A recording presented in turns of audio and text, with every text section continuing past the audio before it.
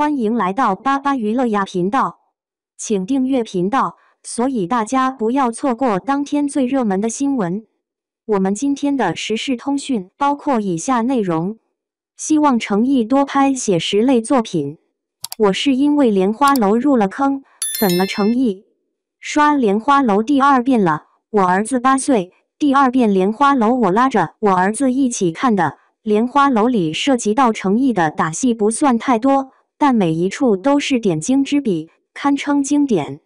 我记得小时候有新电视剧出炉，全家就会围坐在一起，边看剧边讨论剧情。现在网络普及，电视类别多而杂，很多剧都要收费，反而没有了这种氛围。我从小就受武侠剧的熏陶，在我小学1年级时，我就看了第一部武侠剧，是潘迎紫和孟非演的《神雕侠侣》。后期楚留香、郭靖、小李飞刀、乔峰都给我留下了深刻印象。带我儿子看《莲花楼》是为了给他做武侠启蒙，希望他通过故事学习人物侠义的心境，初步了解人性，了解人生，学习李莲花豁达的人生态度。我儿子也很喜欢李莲花，喜欢3人小组，因为莲花楼认识了诚意。我这个人根本不追星，只关注明星带来的氛围感。演艺圈里第一眼帅哥太多了，能演能打18般武艺俱佳的演员也不少，但这些人对我而言就是看完他们的表演便不会刻意想起，虽然他们演的也很精彩。但是诚意不同，看莲花楼前2集我差点被劝退，觉得男主诚意看起来比较弱，五官清淡，不太容易记住。看到第10集，大有改观，觉得此人真是一个芝兰玉树的人物，长相俊朗，面容如刀刻一般深入人心，特别是他标志性的桃花眼花瓣唇，可能是他自身演技的加持。真是奇了怪了，我从前只会专门去看美女及美女明星，现在天天刷关于他的视频号，还搜索了他个人的一些事迹，发现他人还怪好脸。莲花楼之后，我去看了他演的其他作品。仙侠剧我这年纪没耐心看，比较适合小朋友。除了莲花楼，我比较喜欢他演的底线。刷底线和莲花楼让30多岁的我没有羞耻感，不会显得幼稚。底线里面他的造型我比较欣赏，不着任何粉黛，面容干净自然，人物也比较贴近生活。剧情中展示了小周法官成熟的一面。因为面对大量少女粉丝群体，他在出席粉丝活动及综艺节目时需要保持少年感。但是我相信30多岁的他思想已经很成熟了，面容不可能永远保鲜。在轻熟的年纪，外表上尽快完成从少年到男人的转型是必要的。另外，除了古装剧，可以接一些贴近百姓生活的写实类剧情，底线就很不错。以下是代表我个人的1点期望： 1. 希望他能多拍现代写实类作品，少接一些古偶和神话剧，年纪再大一点，真的不合适了。有一个日本明星叫木村拓哉，他演过很多职场戏，没演出那个行业的戏份，就学会一个新技能。他学了开飞机、法语、厨师、职业棒球等等。那么我觉得诚意台词功底强大，他博闻强记，自视不俗。很多专业知识的学习，记忆力好的人很占优势，他记忆力那么厉害，考证或是学习各行各业的专业知识自然不在话下，通过专业知识学习更能贴近角色本身。他也可以去演律师、演医生、演运动员、演音乐家、演外交官、演电力工作者、演老师、演快递员、演解放军、演警察、演居委会上班的工作人员，也可以演生活中的角色，演父亲、演丈夫、演哥哥、演儿子、演残障人士、演乡村爱情、演良师益友、演民间疾苦，也可以演平凡的幸福。通过演戏带着人们体验各行各业的酸甜苦辣，让观众通过角色的视角去体会平凡生命中的至真至善至美。周星驰拍的角色那么深入人心，就是因为他多次在作品中表现出底层人民的喜怒哀乐，表现出在苦难中开出花朵。演员拍戏会承受普通人不能承受的辛苦，但是自己体味和带着观众体味不同的精彩人生，才是乐趣所在吧。2. 尝试去演话剧、演小品，打磨演技。话剧本身就是科班演员的基本功。程毅在北京文化论坛上的演讲让人眼前一亮，无论是声量、气势还是情绪表情，和老戏骨比不输。舞台剧不同于电视剧拍摄，必须要一条过，还要随时应对舞台上的突发状况。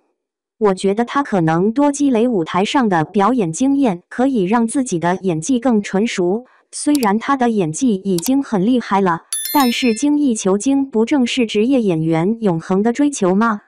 演员陈佩斯从早期的小品到电影，到晚年期间演的原创话剧界的天花板惊梦，体现了一位老艺术家对演艺生涯孜孜不倦的追求。刘晓庆在晚年饰演了话剧版的武则天，场场爆满。作为外行，我不知道演话剧和演电视剧哪个更难，但是话剧一定是直观的在现场与观众面对面，观众的体验感更强，台上台下演员观众可以交流互动。如果程毅演话剧，一定是又叫好又叫座的，我一定去看一场。我希望程毅能奔着艺术家的方向走，年轻时是青年艺术家，到老了是老戏骨老艺术家，这碗饭适合他吃一辈子。3. 尝试去演喜剧。看了他的综艺片段，以及部分轻松愉快的剧情，我觉得他演喜剧应该也是不错的。他本人自带不自知的搞笑气场，这样一张正义感十足的脸，演喜剧会是什么效果呢？4. 尝试大荧幕。没看过他演的电影，浅搜了一下，发现他以前演的电影都比较小众，知名度不高。但是有了10几年演技的积累，科幻、悬疑、动作、喜剧类大电影对他而言都不是可以轻松拿下不错的选择，票房一定会有不错的成绩。如果莲花楼被拍成电影，我希望演李莲花的仍然是程毅。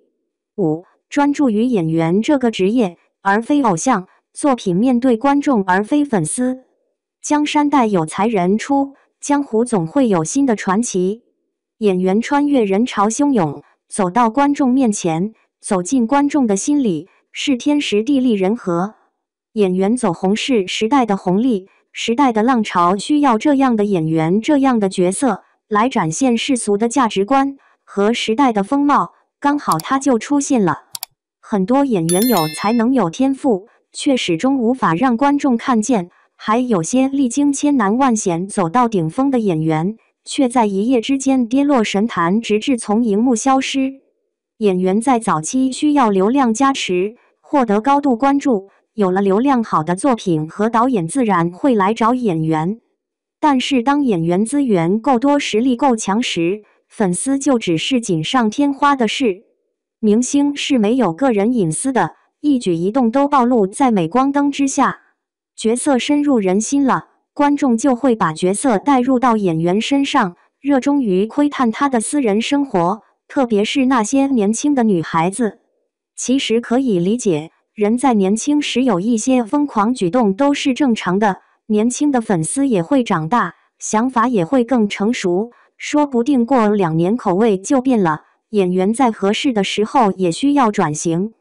其实好的演员需要的是观众而不是粉丝，他演得好，观众就支持他的作品；他演得不好的地方，观众就提出意见让他改进。演员还需要修炼平常心，暴露在公众之下，被踩被捧都是极其正常的事。所谓一念心清净，莲花处处开。再就是以养正气，不要降低道德底线，让黑子有缝隙可钻，误入陷阱，塌房是分分钟的。我觉得程毅很好的一点就是不去看手机，不受外界干扰，做好本分，潜心钻研剧本。找对象的话，上交给国家的圈外女孩子是不错的，有正气，政治正确，不会出错。找这种女孩子，一些私生饭也会退避三舍，正气护体，歪门邪道不会上门侵扰，粉丝也不再会过度窥探演员的绯闻，演员还会得到来自四海的祝福。6. 尝试去主持节目。我记得有2025年央视春晚，佟丽娅是主持人之一。她的主持优雅大气，毫不怯场。她在北京文化论坛上的台风稳健，声音富有感染力，去主持正统的大文艺汇演是比较合适的，把主持词背下来就可以好，并不需要多少临场发挥，还可以凝聚正气，让全国人民所熟知。7. 考一个国家级演员的专业技术职称，不晓得有没有用，私以为是有用的吧。有了这个职称，再加上自身实力，流量是不是锦上添花的东西？杨紫都考了。8. 将演艺事业与国家命运相匹配。看过很多革命片，扮演保家卫国角色的义士中，不乏文艺工作者，他们通过表演的方式宣传革命，宣传爱国主义。我儿子最爱看的综艺节目是央视撒贝宁主持的《山水间的家》，也有不少明星参与这个节目。这个节目以乡村振兴为内核，嘉宾跟随节目组探索全国各地美丽乡村的风土人情，宣传乡村旅游、农特产品，只需要走一走、看一看、聊一聊，深入到群众当中。这种节目挺不错的，口碑又好，又不会出什么错，不用尬线综艺感。他也可以为自己的家乡拍摄宣传片，带动家乡经济收入，顺便再入个党，凝聚所有正气，黑子就黑不了。9. 分享表演心得。我刷知乎，看到一些匿名的自称是顶流明星的人分享自己工作、日常和表演心得，不知道诚意有没有在知乎上写过文章。还有一些实名入驻知乎的老戏骨，如张颂文、吴刚。看了他们写的文章，我觉得他们的文章三观非常正，文笔优美，逻辑也非常清晰。听闻诚意在每出演一个角色前都会写出对角色的理解。其实我对他的手稿是比较好奇的，常说文如其人。这些心得可以给新入圈的新人一些参考。10. 条件允许就单飞自立门户，在屋檐下就得接受人家的安排，接代言上综艺。自立门户的话，可以考虑上或者不上代言和综艺，多一些自主性，不想见人群就不去见，只专注于表演，不必完全依靠流量，与观众荧幕相见就好。在年纪大些，等到各类题材的片子都体验过后，可以去当导演，把自身表演的理念融入剧中。这种演技卓越的演员后期去当导演的例子也不少，比如周星驰、陈思诚，他们拍出了不少经典影视作品。主打一个艺高人胆大，如此陪家里人，组建家庭空间更大。11. 演一些经典武侠剧，诚意似乎没有演过金庸古龙的武侠片。演段誉，现在的形象刚刚好，再过2年可能就不合适了。演乔峰的话，沧桑感不够。演楚留香、小李飞刀此等风流人物，有悖于当今女性感情和经济独立自主的主流价值观。楚留香、小李飞刀翻拍性可能不大，除非更改女主命运。杨过是合适的，清冷、叛逆、侠义、狡黠他当是可以表现出来。英雄志比较期待了。